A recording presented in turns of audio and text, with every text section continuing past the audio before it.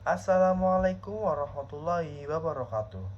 Perkenalkan, nama saya Fajar Septiawan dengan NIM 40401236342. Nah, di sini saya akan mengerjakan tugas dari mata kuliah Pendidikan Agama Islam yang diampu langsung oleh Bapak Muhammadiyah Ulami yang mengambil tema yang berjudul Fitrah Manusia sebagai makhluk pencari kebenaran dengan hati, akal, dan pikiran. Sebelum masuk ke inti materi dari tema yang saya ambil, saya akan membicarakan tentang latar belakang terlebih dahulu. Manusia sebagai ciptaan Allah Subhanahu wa taala memiliki kedudukan istimewa karena dianugerahi akal, hati, dan kemampuan berpikir. Dalam pandangan Islam, manusia tidak hanya diciptakan untuk hidup secara fisik, tetapi juga untuk mencari dan mengamalkan kebenaran sebagian bagian dari fitrahnya, yakni potensi bawaan sejak diciptakan. Rasulullah Shallallahu Alaihi Wasallam bersabda bahwa setiap anak dilahirkan dalam keadaan fitrah yang menunjukkan kecenderungan alami manusia untuk mengenal Tuhannya dan mencintai kebaikannya. Fitrah ini mencakup kemampuan mengenali kebenaran melalui hati sebagai pusat kesadaran spiritual, akal untuk berpikir logis, dan tujuan yang menghubungkan pengalaman dengan pengetahuan. Ketiga potensi tersebut bekerja selaras menuntun manusia menuju pengakuan atas keesaan Allah dan pengamalan nilai-nilai moral. Namun di era modern yang dipenuhi kemajuan teknologi, arus informasi, dan materialisme, fitrah sering tertutupi oleh pengaruh lingkungan dan hawa nafsu, sehingga kerap kehilangan arah dalam pencari makna hidup. Oleh karena itu, pemahaman tentang fitrah itu sangat penting agar manusia mampu menyeimbangkan hati, akal, dan pikiran dalam menjalani kehidupan, membentuk pribadi yang beriman, berilmu, dan berarah mulia menuju kebahagiaan dunia dan akhirat sebagai khalifah di bumi. Oke, selanjutnya kita masuk ke kajian teori. Yang pertama saya akan membahas pengertian fitrah dalam perspektif Islam.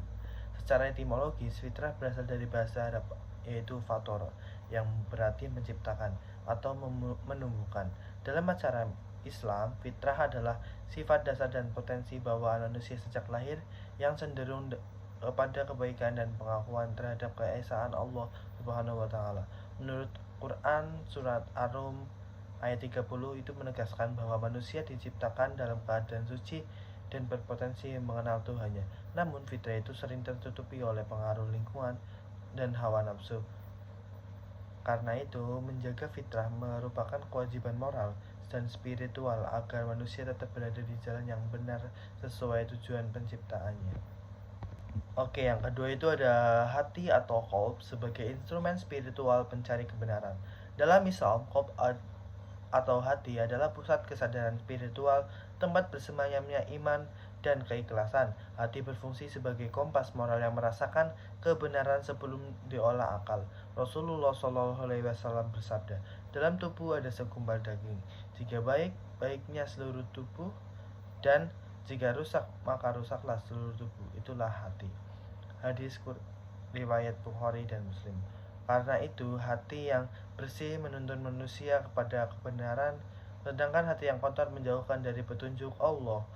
Dalam tasawuf, kebersihan hati menjadi kunci untuk mencapai ma'rifatullah atau pengenalan sejati kepada Allah. Oke, selanjutnya itu ada akal sebagai instrumen rasional dan pencari kebenaran. Akal adalah nikmat besar dari Allah Subhanahu wa taala yang memungkinkan manusia berpikir, menimbang dan memahami tanda-tanda kebesarannya. Akal berfungsi mengenali ciptaan Allah dan memahami wahyunya.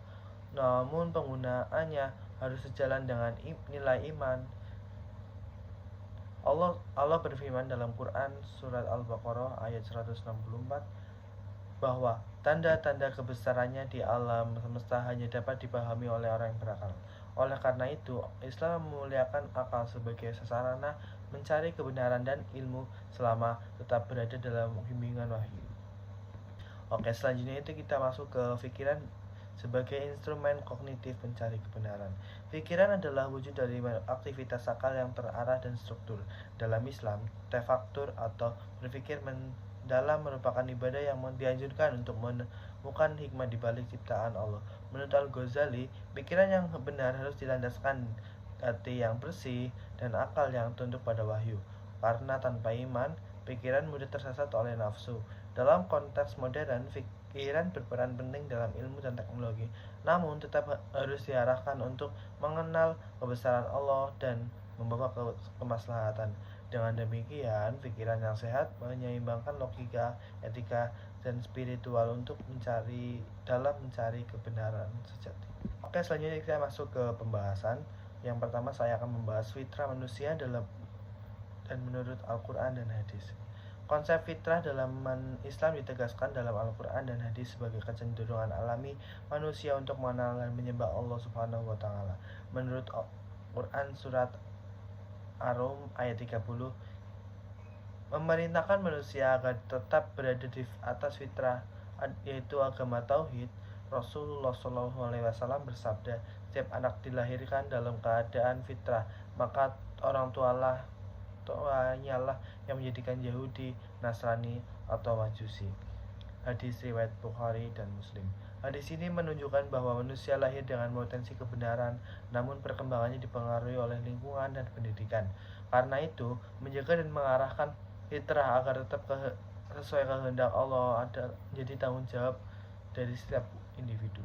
Selanjutnya itu ada peran hati, akal, dan pikiran dalam mencari kebenaran. Manusia dianugerahi 3 instrumen utama untuk memahami kebenaran, yaitu hati atau qalb, akal atau aql, dan pikiran atau fikr. Hati berfungsi sebagai pusat spiritual untuk yang merasakan kebenaran secara intuitif, akal sebagai alat rasionalnya untuk memahami tanda-tanda kebesaran Allah, dan pikiran sebagai proses analitis yang memadukan keduanya dalam penerapan ilmu dan iman. Ketiganya harus bekerja seimbang. Hati memberi arah moral, akal memberi dasar logika, dan pikiran menyuruh langkah sistematik. Keseimbangan ini menjadikan manusia mampu mencapai derajat insan kamil, yakni pribadi yang sempurna yang selaras antara spiritual dan intelektualitas. Selanjutnya itu ada tantangan dalam menggunakan hati, akal, dan pikiran. Dalam kehidupan yang modern yang kompleks ini, manusia menghadapi tantangan dalam menjaga keseimbangan antara hati, akal, dan pikiran. Hawa nafsu, materialisme, pengaruh budaya global, serta arus informasi palsu seiring menumpukan nurani menyesatkan akal. Kurangnya zikir dan introspeksi juga membuat hati tertutup dari cahaya kebenaran.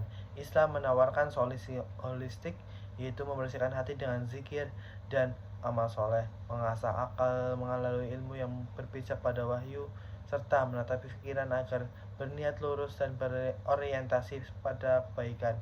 Dengan keseimbangan ketiganya, manusia mampu menghadapi perubahan zaman tanpa kehilangan arah spiritual dan moral. Kesimpulannya, fitrah manusia adalah kecenderungan alami yang Allah Subhanahu wa Ta'ala tanamkan untuk mengenal dan mencari kebenaran, menjadi dasar iman dan akhlak mulia. Dalam prosesnya, manusia dibekali hati atau qalb sebagai cahaya spiritual, akal atau aql sebagai daya logika, dan pikiran atau fikr sebagai penghubung keduanya. Ketiganya harus seimbang.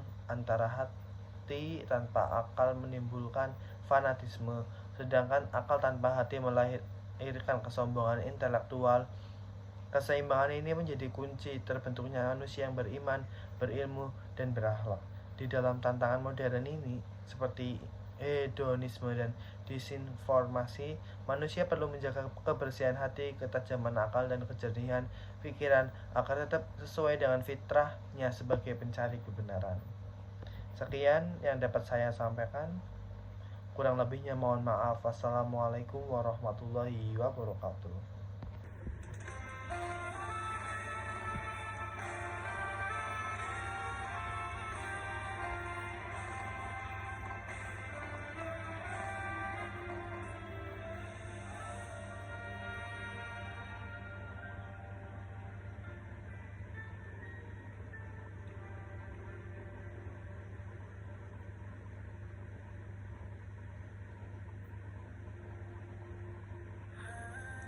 hanya aku yang mampu bertahan di sini, selalu di sini, di sampingmu.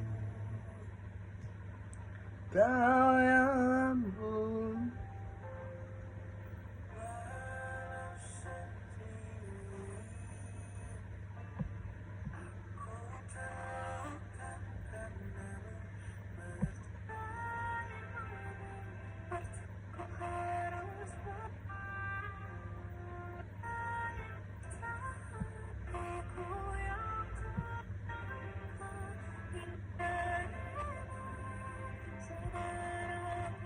cukup itu.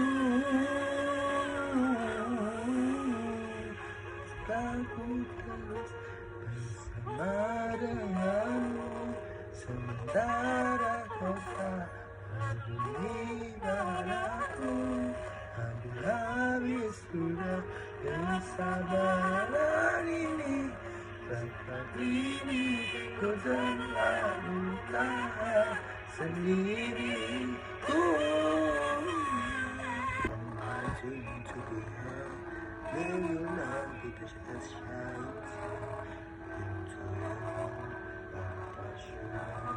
Listen,